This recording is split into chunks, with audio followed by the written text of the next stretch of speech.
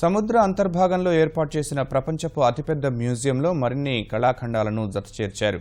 మెక్సికోలోని కాంకన్ నగరంలో ఉన్న సముద్ర అంతర్భాగం మ్యూజియంలో క్యూబా కళాకారుడు ఎయిర్ అమోడాగిల్ రూపొందించిన భారీ ఆకృతుల్ని తాజాగా చేర్చారు. 2009లో 4521 చదరపు అడుగుల విస్తీర్ణంలో ఈ మ్యూజియం ఏర్పాటు చేశారు.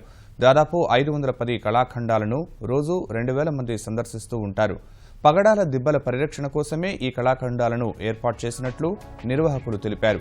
ప్రపంచంలోని రెండో అతిపెద్ద పగడాల దిబ్బ అయిన మాసో అమెరికన్ కోరల్ రీఫ్ పర్యావరణ కాలుష్యం కారణంగా దెబ్బతింది.